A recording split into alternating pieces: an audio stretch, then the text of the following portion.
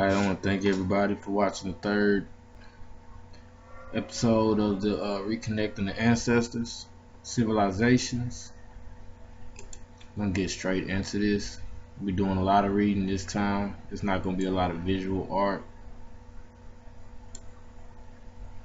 So I hope I don't bore y'all too much. So let's get into the Incas right quick. The pre-Inca and the Inca pantheon of gods places a huge emphasis on their gods called the Viracochas. In fact, the leader of the pre-Inca pantheon of gods was called the Viracocha, though he was known by different names such as the Contichi and Apucum. According to the Incan mythology, Viracochas came from long boats from distant lands beyond oceans. Incans consider Viracocha the creator of the heaven and earth, the sun, the moon, and the stars. He was also the creator of humans. He created the first form of humans, who were brainless giants. Displeased with his work, he destroyed them with floods and then created the modern-day humans with smaller stones. Viracochas were the gods who taught Incas art, culture, science, reincarnation, and the basics of human civilization. They eventually disappeared across the Pacific Ocean by walking on water. And what that sound like? According to Hindu mythology, a demon king, Asura. Note the word demon. Asura is not to be confused with evil. They were just another race. Known as Virochana. And few of his people set out to spread the divine knowledge to distant lands. To give a brief background, Virochana was the son of Prahlada and father of Mahabali, another ardent disciple of Vishnu. Both demon kings are famous in Indian mythology as Vishnu's favorite disciples. According to Hindu texts, it is said that both Indra and Virochana learned the Upanishads and Vedas from the divine teacher Prajapati. It is said that while Indra learned the teachings properly, Virochana did a mistake in interpreting some of the teachings. According to a festival called Onam, celebrated in India, the festival is celebrated in veneration of King Mahabali, who was a benevolent king and a worshipper of Vishnu. Vishnu was forced to send Mahabali to Patala and Rasatala, Africa and South America, to rule there upon request from Indra, as Indra was afraid that Bali would overthrow him, taking control of the heavens. Okay, let's look at the similarities of the Hindu culture and the Incas. Some etymology. Vira in Sanskrit means brave, powerful man or hero. Culture in Latin or the Andean Cochila or Cochla means sea snail that resides in the sea foam. Hence, Viracocha essentially translates to he of the sea foam. This could mean that Virochana and his guides either came on boats or some other sea craft. This may be easily dismissed as nonsense, however, considering Phoenicians traveled to North America at least 2,000 years ago using boats, this may have been indeed possible. That's just another way of saying Africans, Phoenicians. They don't really like to use the African word when it comes to sea travel. Alternatively, culture may have come from the Sanskrit word kosha, meaning something which consists of or body of. For example, a dictionary is called a Shabdakosha, a body which consists of words and their meanings. Hence, Viracocha may have also meant a hero filled with knowledge. While one may argue that Q-culture was the official language of Incas, linguists have found that the language of the pre-Incan civilization may have indeed either come from archaic Sanskrit, Persian, and Greek, who or may have been influenced by these languages. Viracocha in Sanskrit means the bright one, the illuminating one, or the shining one, which is also the term used to denote sun god. Virachana was supposed to be fifth in the descent of Brahman, the creator of the universe. There are a few other connections found in the Indian mythology relating to this. Guatemala is referred to as Ketamala and an important western geographical region in Indian texts in the epic of Mahabharata and Vishnu Purana. It is also mentioned as one of the four continental regions known to ancient Indians apart from Persia, Indian subcontinent, and Southeast Asia. Guatemala belonged to the Mayan civilization. This is one of the Mayan connections with India. Uruguay is interpreted to have been derived from the Sanskrit word Yoruga, or snake worshippers. Indian mythology again talks extensively about the Nagaloka, the geographical region of snake worshippers, often easily interchanged with the Patala southern hemisphere.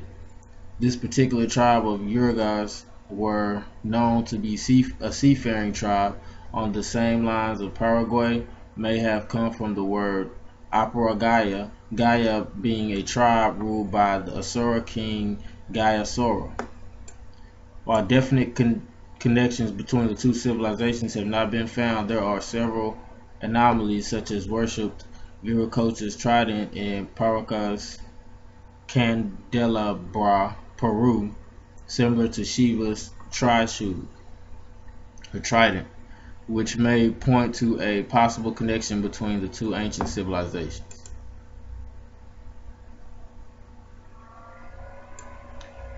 Another strong evidence can be found in Sumerian scripts. The cuneiform tablets of Sumer display eight-pointed impressions made thousands of years ago by stylists pushed into wet clay, and we know today that these eight-pointed impressions signify Inanna, the goddess of morning and evening. It seems fitting that the impressions of this ancient language bring to mind images of both flower-like rosettes and pointed stars. For images that capture both the intensity of a star and the subtle delicacies of a flower reflect well the goddess' paradoxical nature. And this alone, Inanna is like Kali, the Hindu goddess often called Mother of the Universe or Divine Mother.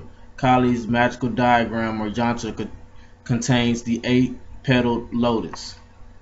Further, Inanna's powers as a goddess with her command of both the life-giving and life-taking aspects of the universe, in addition to the physical proximity of the Tigris and Euphrates rivers to the Indus Valley, tell us that Inanna and Kali are related not by coincidence but by direct tie of Sumerian to the early Indian cultures.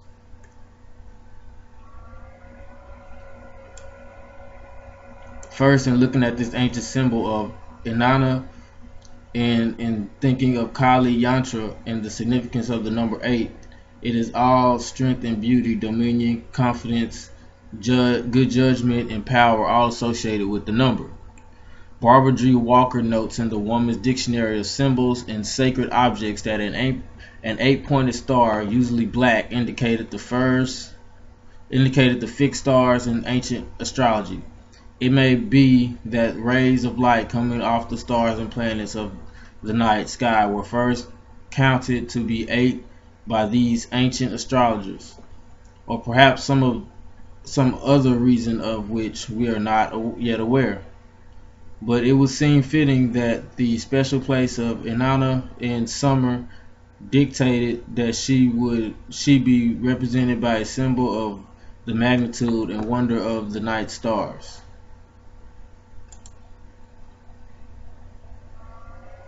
Okay, so here goes some similarities of the Inca script and the Easter Island script. I got this out of a Spanish book. It's hard to find a lot of this stuff in English. It's either in some kind of old Latin or some shit. Okay, so here goes some Vedic mythology. Garuda. Um, this has a huge similarity with Horus, and I'm going to show you why. In Vedic mythology, Garuda is the king of birds and the enemy of serpents. His body was that of a handsome man with a beak and the talons of a predatory bird. He is associated with the all-consuming sun rays. Garuda is often depicted with the supreme Hindu god Vishnu and his wife Lakshmi riding on his back, flying across the sky. And keep in mind, Garuda, this symbolism of the all-consuming sun rays, um, has mythology of him battling a serpent, similar to Horus story or Hebrews. And here goes a statue of that right here.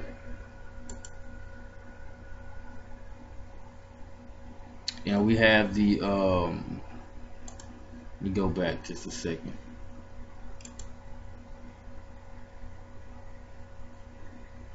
Okay, I'm gonna read this right here. His father was Kasyapa, one of the 7 great sages called the Rishis. Hindu people believe that he has the power to cure those suffering from snakebite. In one myth, it is said that Garuda stole the water of life, named Amarta. Garuda needed the Amarta to release his mother, Vinata, who had been enslaved by her rival Kadru with the subterfuge.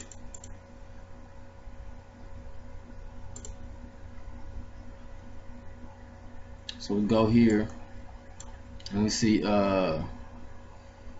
the trunk offering of water in the Hindu culture and the tree of life in the Egyptian culture, doing the same thing as in the Hindu mythology. So here goes a comparison of scripts.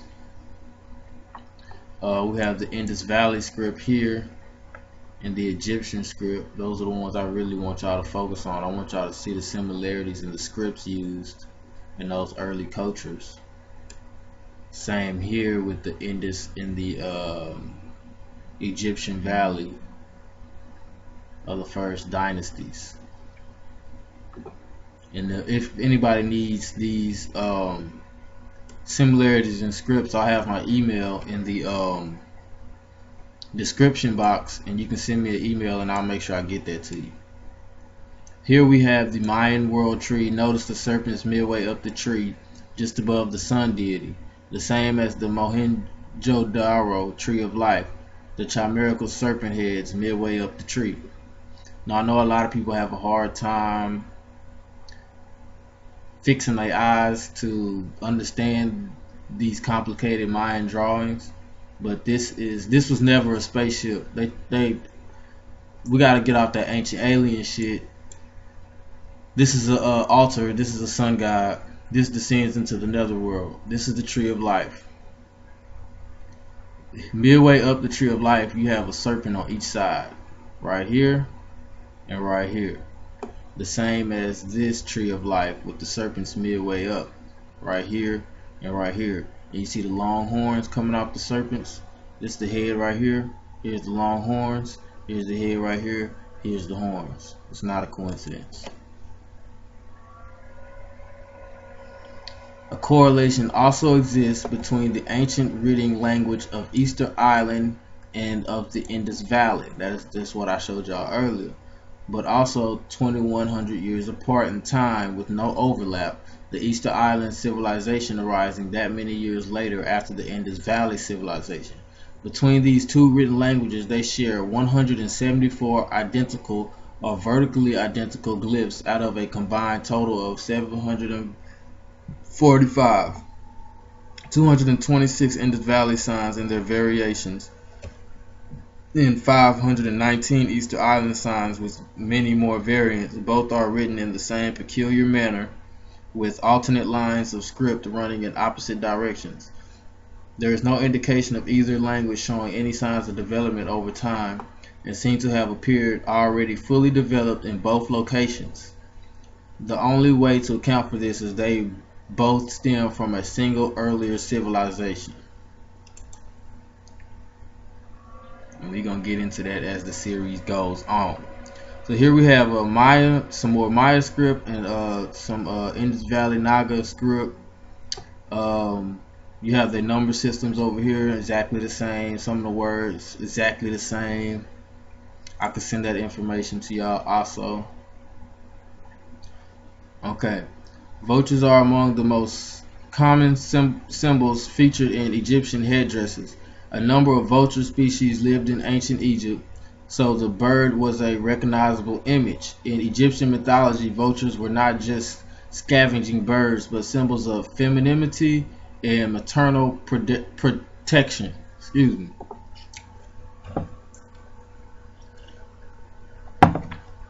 So here you see the queen here with the vulture headdress and vulture symbolism on the walls. And we're going to get over here to the Mayan. Her headdress as a goddess was a vulture. That bird was her totem in the peculiar type of maternity. Isis was also called the great mother goddess Mu, a word certainly as suggestive of the name. Mu, sister and wife of Ko and queen of Chikchin, was a vulture is of the Mu cow. It must not be forgotten that one of the titles of Isis was the royal wife and sister.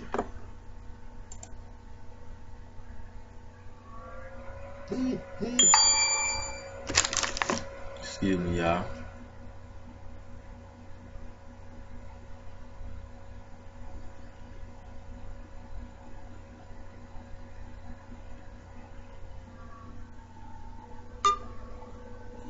Alright. The son of a leopard was worn as a mantle over the ceremonial dress of his priest. Besides, when represented as king of the Amenti of the West, the symbol of Osiris was always a crouching leopard with an open eye over it. We must not lose sight of the fact that the leopard skin worn by Nimrod and Bacchus was a sacred appendage to the mysteries. So this is the Mayan on this side. This is the Anubian, and this is the early Nubian, and this is Egyptian. It was also used in the Eleusinian as well as in the Egyptian mysteries instituted in honor of Osiris. It is mentioned in the earliest speculations by the Brahmins on the meaning of their sacrificial prayers that the Atareya in Brahmana and is used in the Agnishtama in the initiation rites of the Soma mysteries. And you have to go back to the first Reconnecting the Ancestors to see about the Soma mysteries. When the neophyte is to be born again, he is covered with a leopard skin, out of which he emerges as from his mother's womb. A leopard skin is also worn by the African warriors.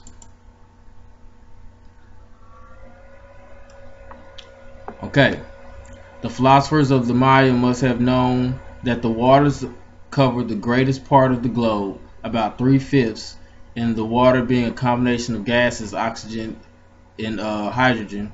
The most subtle of fluids must have been the first form of matter produced. This is why on each side on the top of the tablet they placed the symbol water. Now the Mayans are using the Egyptian symbols. They don't want y'all to see that shit, but they do. Taking care to leave without it. At the upper part, a portion.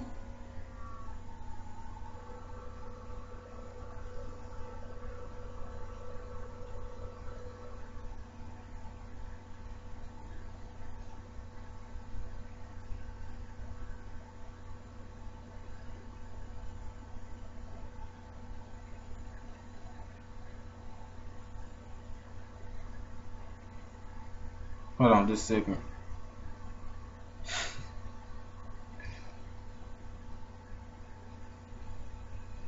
Okay, my bad.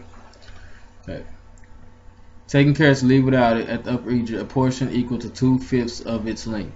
In the midst of the waters, they represented the figure of an egg, that is a germ. Why an egg and not any other seed? It is because their study of physiology had made them acquainted with the fact that no being exists on earth but that is born from an egg. They represented the egg emitting rays, the rays of the light into which says Thoth, all things resolve themselves. That says the Quiche, author of the Popol Vuh, appeared on the water as an increasing brightness that bathed the Creator. The feathered serpent, the Knep, was, as the Egyptians would name it, in the green and azure. It is well to notice that the symbols of water terminate with the head of serpents because they compare the waves of the ocean to the undulations of the serpent's body while in motion. Okay, I'm going to skip down here. In the Egyptian goddess Uiti, the genus of the lower country is at times represented as a serpent with inflated breasts, the body standing erect over a basket, the lower part resting against a figure resembling R numeral 8. At times, again, as a winged serpent with inflated breasts, wearing on its head a cap or crown or peculiar shape that it is said to be the crown of Lower Egypt. While the Egyptians selected such symbols to represent the lower country, we are not informed. So here is the similarities between the Mayan and the Egyptian serpent. Okay. Okay. This is really what I wanted out of this. The Egyptian priests from times immemorial had kept in the archives of the temples a faithful account of all events worthy of being remembered. Derided the Greek philosophers when they spoke of the deluge of Deucalion and the destruction of the human race. Their answer was that as they had been preserved from it, the inundation could not have been universal. They even added that the Hellenes were childish in attaching so much importance to that event, as there had been several other local catastrophes resembling it. They told Solon that the greatest catalysm on record in their books was that during the Atlantis disappeared under the waves of the ocean, in one day and night, in consequence of violent earthquakes and volcanic eruptions, that from that time all communications between their people and the inhabitants of the land of the west had become interrupted, the occurrence having taken place 9,000 years before his visit to Egypt.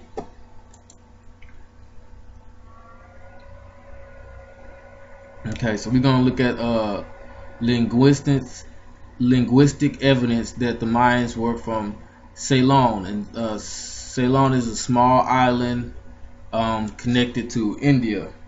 Well, it's not connected; it's at the bottom of India, to the east of South Africa.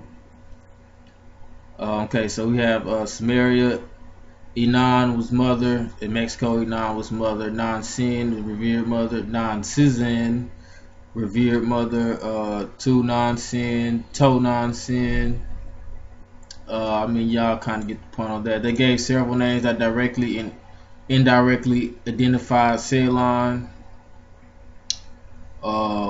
which is Sri Lanka, an ancient name of Ceylon, Zealanka. Itzama was one of their culture heroes. He claimed to have come from a western country. Isham, meaning tiger. Land of Gold was a Dravidian name of Ceylon. The Na in Isham Na is an honorific. So this is, I consider this also, I'm not going to get too deep into the etymology of these languages. I just wanted people to see the similarities. Again, I can send all this to anyone who wants to go deeper into it, but I do want y'all to research this stuff for yourselves also. So here's a picture of a Mayan Sphinx. Just threw that in there. You can see how old it is and probably how rare the photo is. Their construction was in accordance with certain teachings pertaining to the mysteries. In all the buildings, whatever size, the ground plan was in the shape of an oblong square. That is of the letter M pronounced Ma. Ma is the contraction of Mom, the ancestor, as they denominated the earth and by extension the universe. Ma is also the radical of Maya, the name of the Yucatan Peninsula in ancient times, whose shape no doubt suggested the letter M both to the Mayas and to the Egyptians. In fact, Egypt and in Maya, the figure of the rectangle in hieroglyphics stands for earth and universe.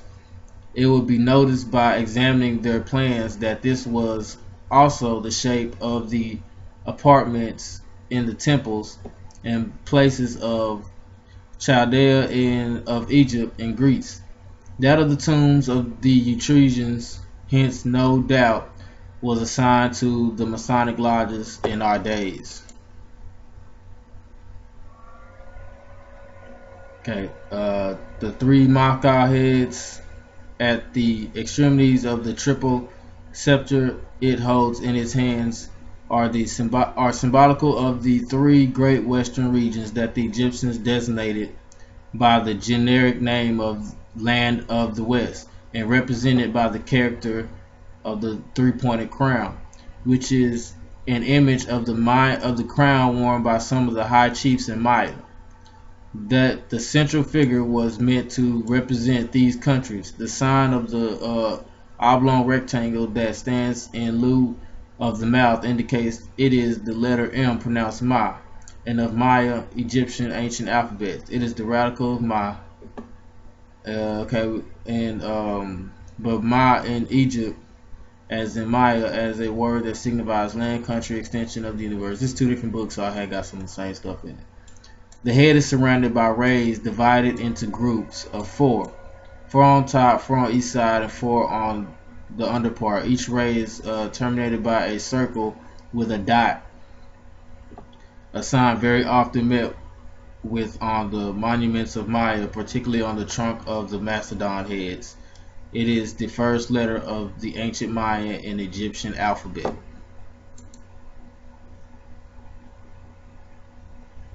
Okay, so I'm going to touch on the Micmacs, Indian tribe that is derived in Maine. Here you can see the ancient Egyptian symbols with some of the Micmac language. There's a lot more similarities, but I just wanted to put a quick example. So I got these excerpts from The First Americans Were Africans by David Imhotep, documented evidence.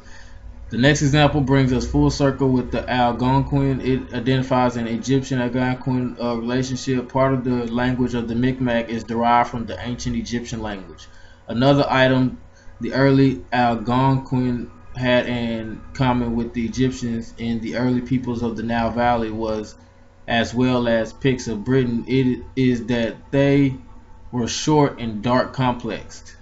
The Micmac were found to be shorter than their neighbors, and both had dark complexions. Now, if you look up the height of the ancient Egyptians, they were fairly short people. Usually, the taller ones were linked to the royal bloodlines. That's why when you look at the hieroglyphics, the servants were significantly more shorter than the royal families. We were always taught that the Native Americans were great hunters, but they did not farm, nor could they read or write. None of this is true. French Catholic priest Pierre Maillard in this 18th century wrote a 450-page book in Micmac hieroglyphics in 1767 AD.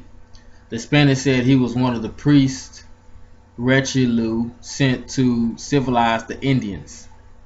61 years after the priest published this book, the French historian, also the very first French Egyptologist in 1839, Champollion Figuier, whatever, published his first book on the decipherment of Egyptian hieroglyphics.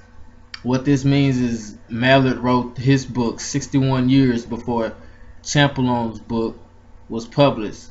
Consequently, Maillard could not have copied the Egyptian script. His book had to be an original. So you have a Micmac petroglyph of a boat. Obviously how they got there to Maine. In the Mi'kmaq script, there were hundreds of different hieroglyphic signs, a considerable portion of which are clearly derived or even identical with ancient Egypt or the Hebraic equivalents. He also says he has met older people among the Indians at Old Town, Maine, who remember a time when writing was inscribed vertically and also horizontally, just like Egypt. Cultural similarities between the Hopi and the Sumerians. The Hopi Indians are a Aztec tribe presently residing in Arizona. The following cultural and linguistic similarities between the two groups seems to beg the question: is there a common cultural heritage? The Hopi believe the creator of man is a woman. The Sumerian believed the creator of man was a woman. The Hopi believe the father creator is Ka. The Sumerians believe the father essence was Ka. The Hopi believe Tai Owa, the sun god, is the creator of the earth. The Sumerian believes Ta Iya was the creator. The Hopi believe two brothers had guardianship of the earth. The Sumerian believed two brothers had dominion of the earth. The Hopi believed Alo to be spiritual gods. The Sumerians believed Alu to be beings of heaven. The Hopi believe Kachanas are the spirits of nature and the messengers and teachers sent by the Great Spirit. Sumerians believe Katsana were righteous ones sent of God. It's the same pronunciation, Katsanas. We go on to some more. The Hopi believe Iototo is the father of Kitsanas. The Sumerians believe Iata was the father of all beings. The Hopi believe Chakwana is the chief of warriors. Sumerians believe Takanu was the heavenly destroyer. I don't want to go through all these. I want to go to the next one. Oh, it was one at the bottom I wanted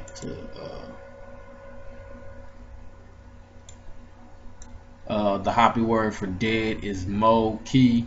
The Sumerians use Ki Mo to mean dead. And later I'm going to show y'all how that word turned into more, but I ain't going to do that on this presentation. The Hopi use Omik to mean above, up. The Sumerians use Amik to mean looking to heaven. Amik. The Hopi believe Tuwata is one who sees magics. The Sumerians believe Tuwatu was one from the other world. The Hopi believe Pahana was the lost brother who will return one day to assist the Hopi and mankind. The Sumerians recognized Pahana as an ancestor from heaven who would return. So let's get on Hopi in Tibet. If you could draw a line through the earth from the Hopi reservation to the other side of the world, you would come out in Tibet. The Tibet word for sun is the Hopi word for moon, and the Hopi word for sun is the Tibetan word for moon. Now it's that way because they're on opposite ends of the earth, and when one side is experiencing daytime, the other side is experiencing night. Now prophecy: when the armed eagle flies and the horses run on wheels, the Tibetan people will be scattered over the earth, and the Dharma will go to the land of the red man. Hopi, that's the Tibetan prophecy. Hopi prophecy: when the armed bird flies, the red-robed people of the east who have lost their land will appear, and the two brothers from across the great ocean will be reunited. Come on, man.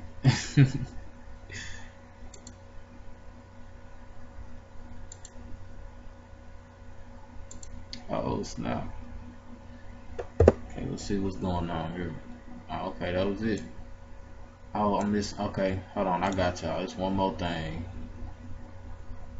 that I wanted y'all to read. This is what I'm gonna start getting into the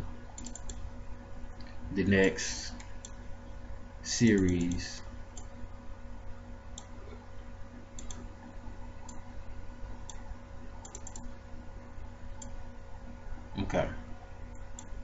Sorry about that. The situation of the Mayan languages of Guatemala has several parallels to the African context. This is me. Hold on. Where is it?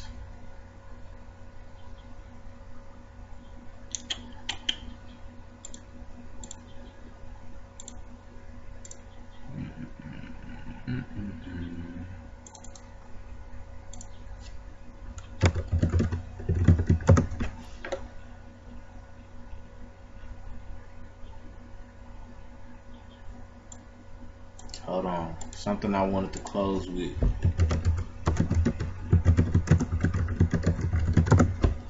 I just gotta find where I stored it.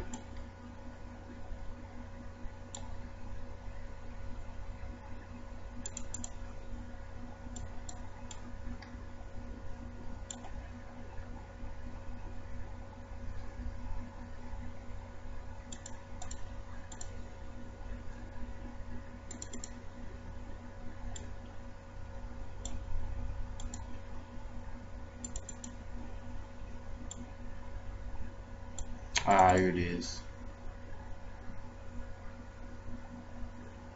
Okay.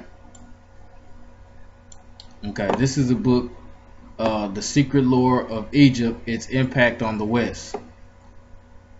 With his Black Athena, The Afro-Asiatic Roots of Classical Civilization, volumes 2 volumes, 1987 to 1991, Martin Burnell, a grandson of the noted Egyptologist Sir Alan Gardner, has familiarized both Europe and the East with the Afrocentric movement. This is a white dude, by the way. In the United States of America, this tradition can be traced as far back as 1854, and it also includes the French Count Volney, pseudonym of Constantine Francis Chassebeuf, whose travelogue of 1787 was the only book about Egypt, and that Napoleon took with him on his expedition.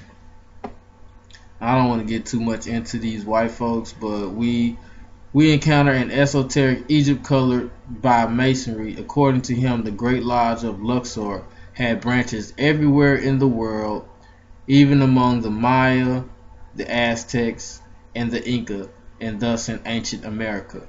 I'm gonna get into that the next series of reconnecting the civilizations of the ancestors. I want to thank everybody for taking their time to check this out. Until next time.